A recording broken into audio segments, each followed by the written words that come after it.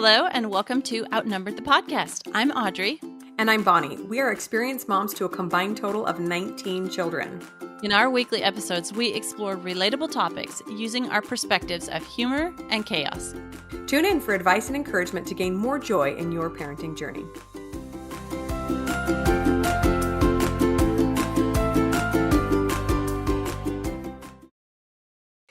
Hey, everybody. Welcome back to Outnumber the podcast. Today is episode 22, and we are talking about traveling with kids. The good, the bad, the ugly, right? Fun times. We are going to start by reading one of our favorite reviews. This one is by B. Lawrence08. She says, great podcast. And as I listen to each inspiring episode, I can't help but wonder how these two rock star women find the time to even record this podcast, let alone come up with excellent content. That's so sweet. So sweet. Each episode is open and honest and motivating at the same time. It's nice to know that I'm not the only mom who has crazy moments, and I always appreciate the tips and tricks to help find joy in motherhood. Thanks for putting something out there that this mama of six can actually relate to. Thank you so much for that wonderful review. It seriously makes our days when you guys leave a review. So if you haven't done so yet, we would love it.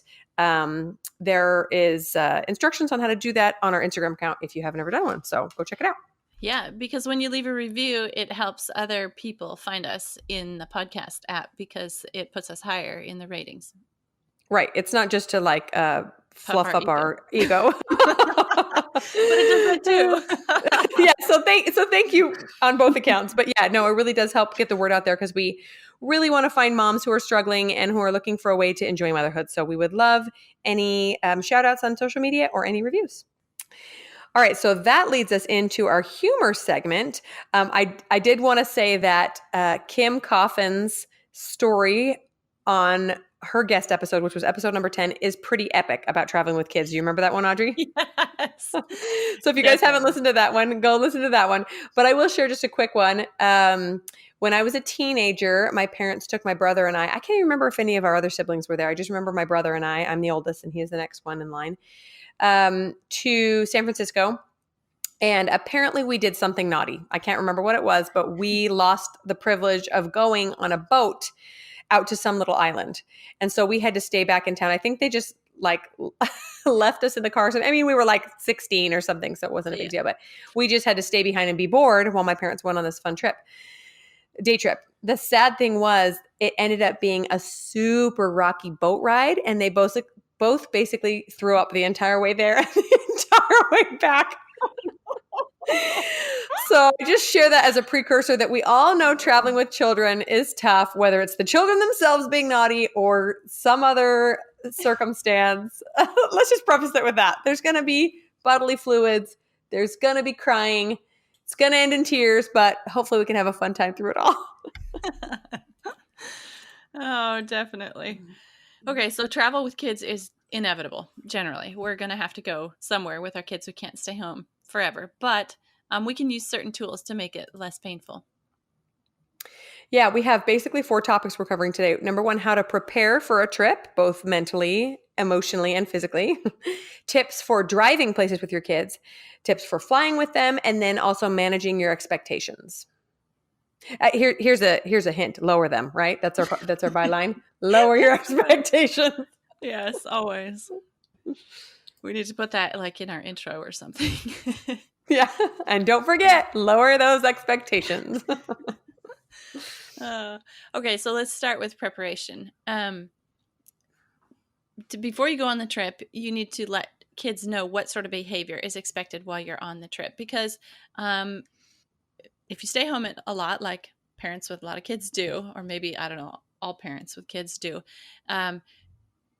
going out is new and exciting, and they get sort of out of control of their emotions and behaviors. So it's good to do a lot of prep ahead of time. So definitely hype up the positive and the exciting parts of the trip and downplay the negative, and remind them that vacation privileges can be taken away for bad behavior. So just like your parents left you, they might not get to go, if you got a 5-day pass to Disneyland, they might have to stay home for part of it, or stay back at the hotel for part of it or something. Along with that, like we've mentioned before, just remember to give consequences that you're willing to follow through with, right? Every mother's done that before. We are never going on vacation again. You're so naughty. Yeah, well, you probably will, but maybe something more manageable, like we're not going to go out to for ice cream this afternoon if you can't control yourself in this restaurant, etc. Okay, the next tip for getting ready is in your planning. So plan kid-friendly stuff, and don't plan something that your kids just aren't going to be able to do. A hike is not going to be a great activity for a 2-year-old, and so on. You know your kids and what they can do and what they can't do. And then expect the kids to act their worst when they're away from their normal routines and their normal beds and their normal food. I know we talked about that a lot in picky eating. When you travel, they get away from their no, it wasn't picky eating. It was tantrums. We talked about that in tantrums. When they get away from their normal food and their normal beds and their normal situation, that's when tantrums can come in. So keep that in mind, that you don't have to do all the things that your vacation might offer, but plan kid-friendly stuff. Yeah, I'll share something there. We planned a trip to Disneyland several years ago, taking a bunch of little kids. We planned for 3 days at the park. And then we thought maybe if everyone's still up for it, we'll go to the beach on the way home. Well, by the end of day 2, we were wiped. We were so tired. The kids were done. They'd seen most of what they wanted to see. And I thought another day, it's probably just going to push it. Even though we'd paid for the tickets, we chose to opt out of the park that 3rd day and drove to the beach and had a full day at the beach instead of just a couple hours. And it was probably the best part of the whole trip. In fact, to my husband's chagrin, the kids were like, "Oh, the beach was the best part." He's like, "Not the $1,000 tickets to Disneyland. Great. Next time we're going to the free beach." So just to stay flexible in your plans, Yeah. So when I look about and think about travel, I have 2 basic problems that come up that I have to plan for. Basically, travel is with kids is a problem of confinement, because you can't get away from each other if you're in a car or an airplane or train, whatever. When you're getting to your destination, it's a confinement problem. So to look at it that way, what can I do to make this confinement easier for my kids?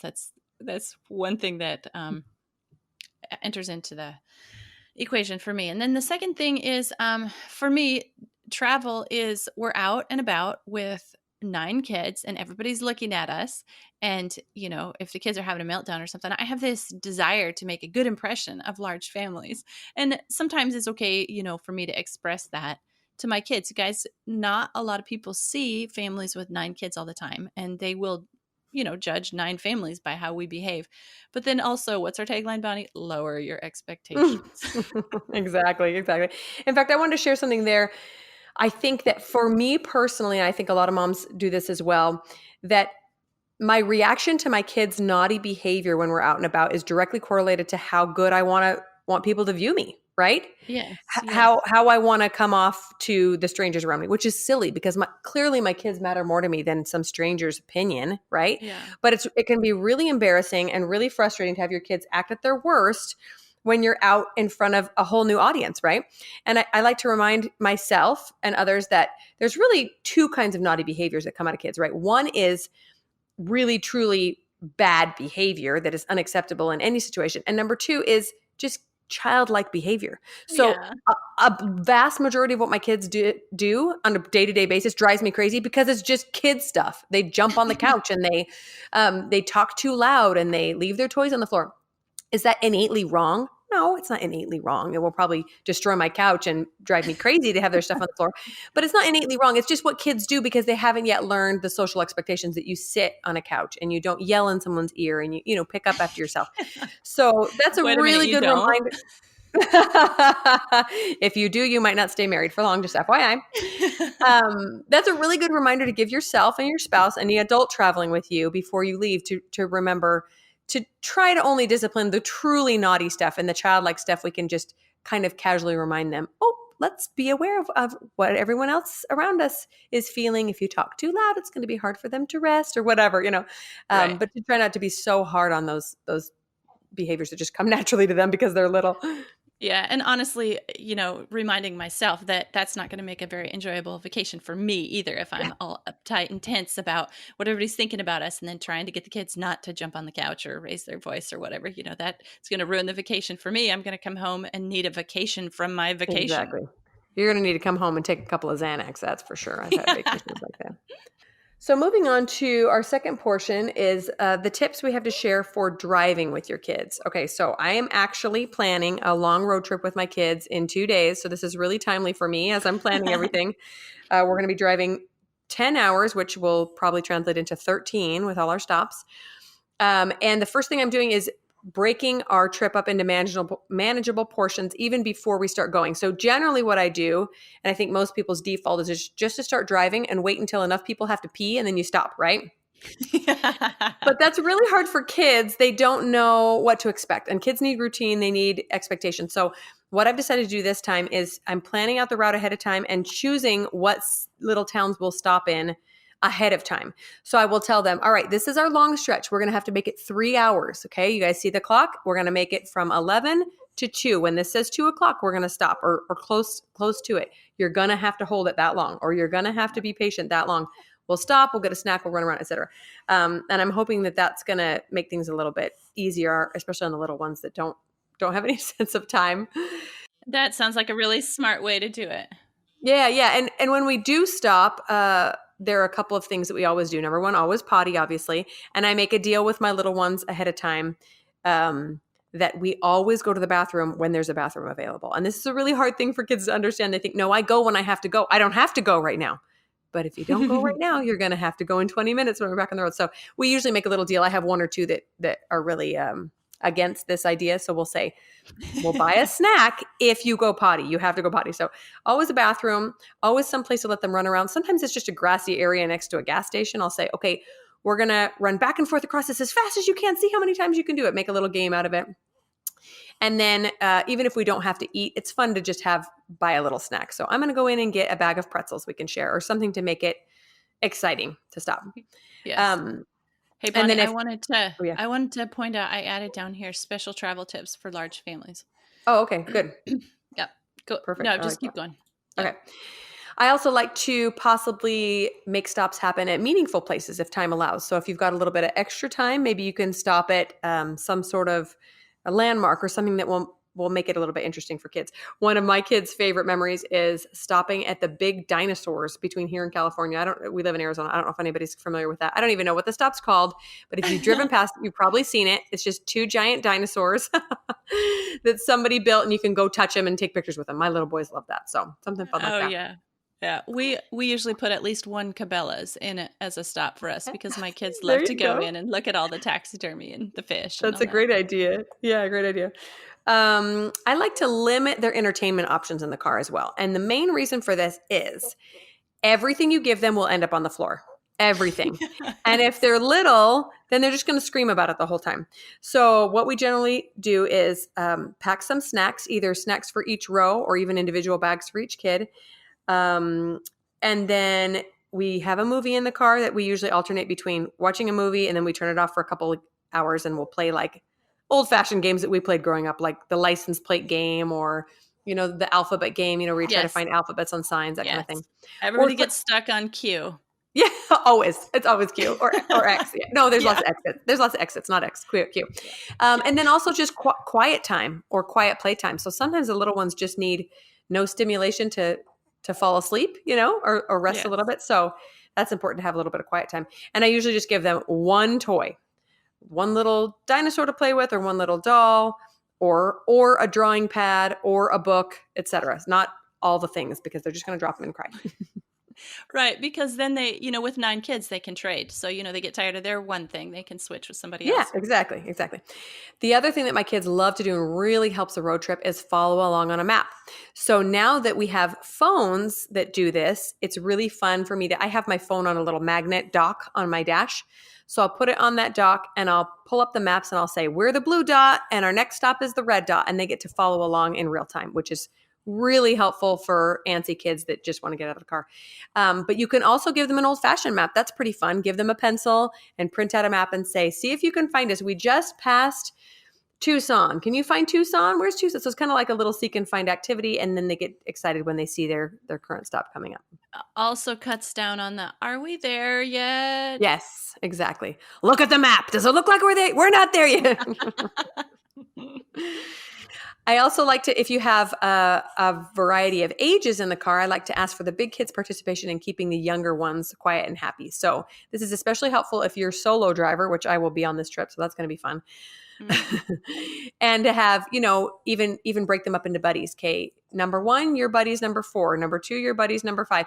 And they can just be responsible for making sure that kid's water is filled, their snack bag is filled, and they're not freaking out too much. And then lastly, make sure that there's something for you to listen to. So this is especially good tip if you're the solo driver. I love listening to audiobooks in the car. It makes things go super fast.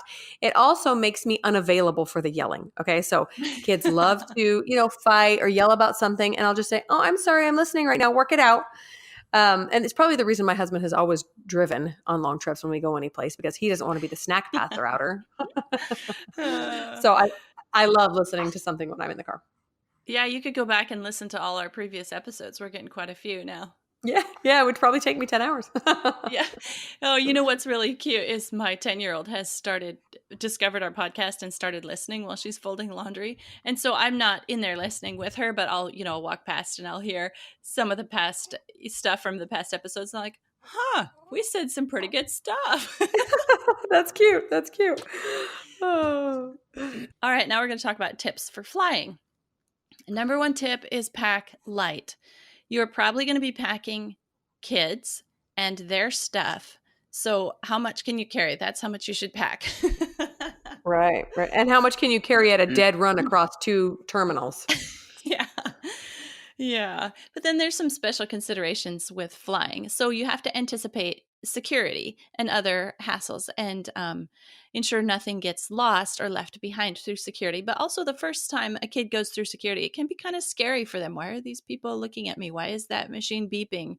Why does he have to go over me with that wand? Why do I have to take my shoes off? So just maybe talk through some of that stuff with your kid first so they don't have a meltdown Yeah. through security, which draws attention to you and your family. And then also, when you're traveling through an airport, the easiest thing to do is wear the baby. I know that always helps me because I feel a little bit comforted, or a connection that I know at least where one of my kids is, because they're strapped to my body. There's at least one you're not going to lose. Yeah. And then you can gate check your luggage and car seats. You don't want to have to try to wrestle kids and all that on the plane too. So that's a good tip. Yeah. Just like driving, you want to keep your entertainment options small. They do, almost all airplanes, all flights do have the screens in the seat in front of you now. And so just put on a movie and they can watch it. There is some entertainment options there for them, is what I'm saying. But then I have, because we don't have a television and we don't have screens or movies regularly at our house, my kids kind of get sort of tapped out on that. Like, they couldn't do a 6-hour plane ride staring at a screen the whole time. They're just going to kind of go bonkers. So you do need some other entertainment options. But keep them small, because again, they're going to drop them. You're going to have to go crawling under the seat of the people behind you. which is super fun when you're pregnant. I will mention, like, you think you can't bend over in those seats normally. Try a 7-month baby belly, and you're like, sorry, that crayon has gone the way of all the earth. Sorry, son, we're not getting it back. Excuse me.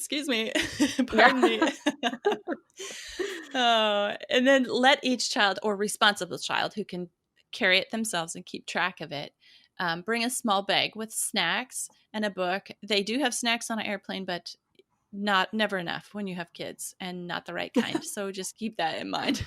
And if you can, pack them ahead of time, because you didn't used to be able to take like a baby bottle through security, but you can now. And they have this special machine that they put it in so that they make sure it's not anything other than what should be in a baby bottle. Yeah. They're usually really flexible with pre-made baby bottles, with breast milk, and also with snacks for toddlers. So even like a little juice, you can usually convince them, as long as it's unopened, to let you through, because that's what the baby needs. So that's nice. Oh yeah. And I was going to say that going through security with a baby wrapped on you, just FYI, there is a special precaution. They have to, a light beam or something they run over your hands to make sure when you have a baby strapped onto you. They don't make you take the baby off, but they run this over your hands to make sure there's no residue of bomb components on your Yeah. hands. Yeah. It's a real baby in there. Anyway, Who knew, right? all right. Yeah. And then the last tip for taking stuff along is you keep the books and the toys for the younger kids, and so nothing gets lost. If they have a bag full of stuff, they'll go through it in 5 minutes and be bored and drop everything on the floor, and there you are crawling under the seats again. And then get to know your seatmates or the people in front of you or behind you, and be friendly and open about your kids' needs. You'll Yeah, they sometimes I have traveled with a baby and they kind of roll their eyes and cross their fingers that you're not sitting down next to them, and you do, and then it can be a little tricky of a situation traveling with kids. But let them know you'll do your best to keep them happy, and they're going to have to maybe apply a little more patience than they would if a business professional was sitting next to them. Yeah, yeah. I've seen a lot of nasty attitudes too when I get on a plane with a little kid. But I think being open and kind about it goes a long way. Just to say, hey, I'm Yeah. doing the best I can. I'm so sorry that I had to bring my baby along. I hope he behaves, but if he doesn't, I'd appreciate your patience. Thanks so much. And a big smile can go a Yeah. long way in keeping people happy around you. Yeah, yeah. And it also makes like you a real person and them a real person Right. instead of They're just they're another less passenger. likely to be nasty to you. Yeah, exactly. Right. One of the last times when my husband and I were traveling, just us and the baby, we couldn't get seats together, and so we got on the plane, and right away people see that you're not together, and they're like jumping. Oh, here, sit next to here. You can have my seat. I'll go sit back there. I don't know if they wanted Exactly. us to be together. They didn't want to be by the baby, but whatever. Either way, it works. Uh, so then again, like in the car, have a big kid be the younger kid's buddy for entertainment and for comforting, both on the plane but also through the airport. On the plane they're going to have to be confined most of the time, and definitely at takeoff and landing, so they might need to be sitting next to a big kid for comfort. And then the last tips we have is for clearing the kids' ears. You got to think about this ahead of time. Kids don't know that. I mean, if they've never been up in a plane before, they haven't experienced the pressurizing of the ear canal, and so they might need help. A baby should nurse on takeoff and landing. That'll pressurize their ears if you're nursing your baby, of course. And young toddlers, you get them to either take a drink of water, that'll clear their ears, or chew gum. That's another one that'll help clear ears. Do you guys have any more tips? We usually do the gum thing because everybody's always excited to chew gum. So any chance they can get, here you go, kid. Or even a Yeah. sucker or a lollipop or something, they'll be swallowing their saliva with it, and that helps too. Yeah.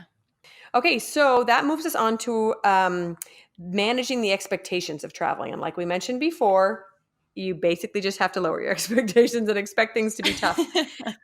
You also have to realize that whatever issues kids deal with at home, they're going to deal with the same issues on vacation. It's not like you go on vacation, there's this magic wand and everybody's going to behave, right?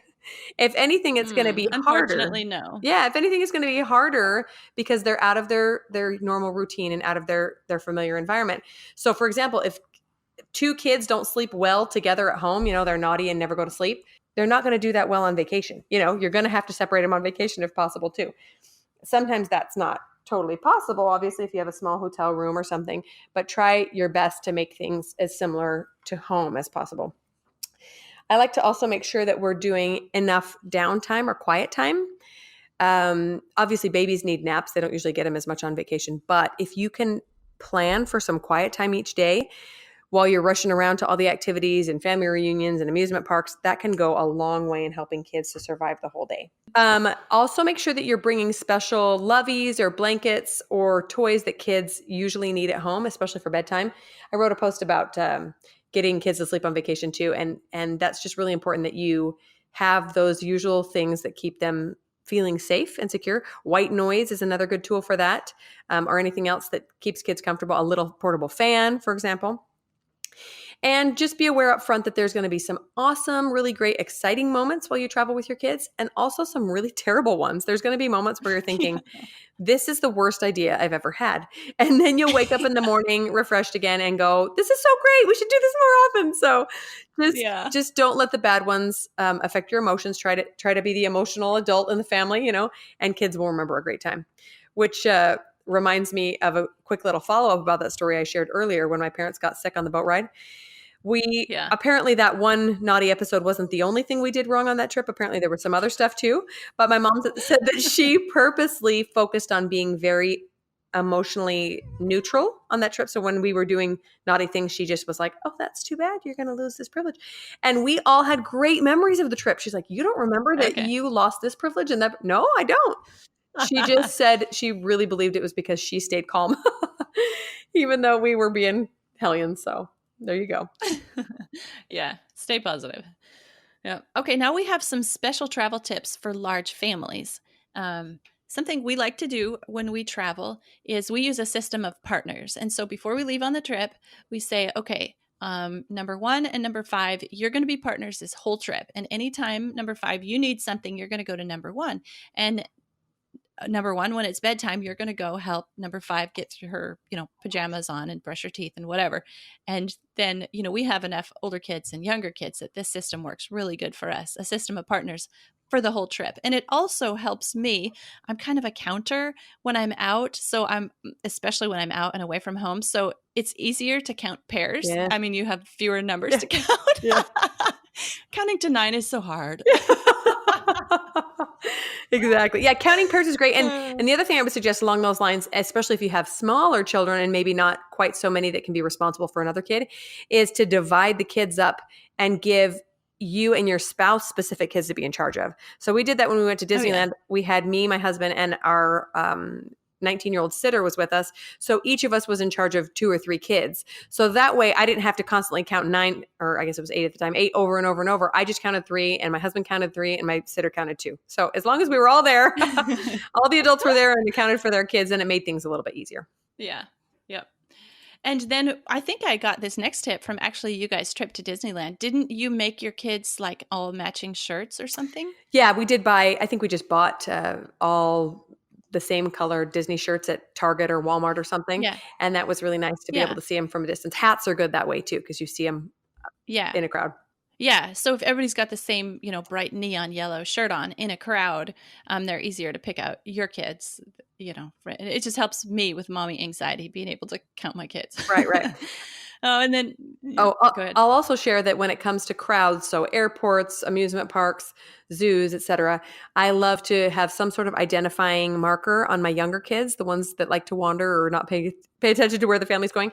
So a simple, super ghetto way to do this is just to Sharpie your phone number on your kid's arm. So we've done that a couple of Nice. times, because then if they get lost, I say, you get lost, you go to a mom with kids and tell her you need to call your mom. So they go find a mom with kids, and then I'll get a phone call. Another option is, like sometimes we've made medical ID bracelets with my name and number on them and given it to them. Just something that Oh, yeah. they can, if a stranger finds them, even older kids, even a 7 or 8-year-old that normally knows your phone number can get really panicked in a situation like that and not be able to Yes. recall it. And then, like you were mentioning earlier, everybody goes to the bathroom at every stop. Doesn't matter if you don't have to go. You sit and you try. Yep. And then just a heads up, if you have a large family and you have a night on the road in between wherever you're going, just be aware that you probably are not going to be able to get all your kids in one hotel room. So unless you try to sneak all of them in. I will neither confirm nor deny whether we have done that. Yeah. Oh, well, it is hard. You've got a bunch of little kids and they're like, 4 people per room. And you're like, okay, so the 2-year-old sleeps by herself in the next room? Right. Uh-huh. Okay, sure. Right. Yeah. Sometimes you can get lucky enough to get those adjoining rooms, where they'll have a door in between. But if not, yeah, you're going to have either a big kid or another adult to stay in another room with the littles, because that's tricky. Yeah, the last hotel we stayed in didn't have any rooms with those adjoining doors. That was upsetting. Yeah, that's frustrating. So you have to stay halfway across the hotel from your family. Oh, well, we had rooms next to each other. There was just no door in between. So we had to go good. out in the hallway Yeah. around to each other's rooms, which was like, we had to then go over, okay, you don't open the door unless you first look through the peephole. Right. Then you got kids running in and out in the hall and you're like, oh, please don't get lost or let a stranger in. Yeah. Oh, do you have any other special travel tips for large families? I would just end this section with also more expectation lowering. There's just a lot of things that you can't do with a large family as feasibly as with a small one, but there are still lots of fun things that you can do. So try not to do things that are going to require, well, I'll just say this. In a large family, it usually means that the oldest and the youngest are pretty far apart in age. So there's not a ton of things that a 17-year-old will love as much as a 1-year-old, right? So try to find Yeah. activities you can do on vacation that everyone will enjoy. A boat ride or a trip walking around the zoo or going to a splash pad at your local park, something like that. Unlike, maybe an amusement park where one kid wants to go ride this crazy thrill ride roller coaster and all your babies just need a nap, So it just Yeah. gets tricky trying to keep everybody happy that way. Yeah, and that's a good segue into our recommendations for this week because two of my recommendations are for audiobooks when you travel in a vehicle together that everybody can listen to from the 2-year-old up to the 17, 18-year-old. They kind of catch everybody's attention, and we've had success with audiobooks by Charles Dickens. They're a little advanced for the 2-year-old, but not so advanced that you can't pause it and explain to them if they're interested in what's going on. And like the 5-year-old and the 7-year-old, 10-year-old, oh, they just love them, eat them up. And it's still interesting to adults. You're not listening to Barney songs for hours. Yeah, the one that we have in our car that we all love is the Narnia Chronicles.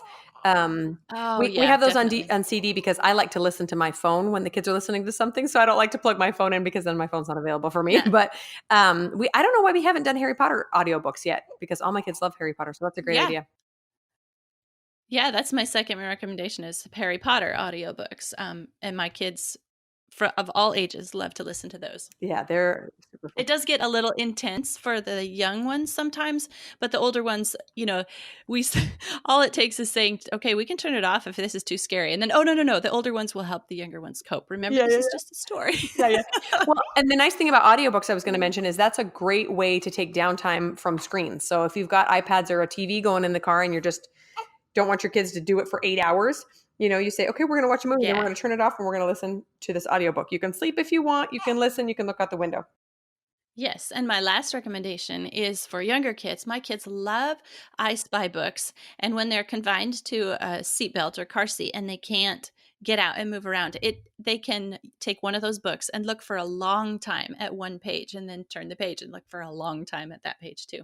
The one physical So recommendation I'll give is magnet toys. So I'll put a link to this in the show notes, but sometimes you can find like little cases with little magnet dolls or little magnet robots, and it's a really easy self-contained toy that kids will hopefully not drop all over the place because they're magnetic and they stick together.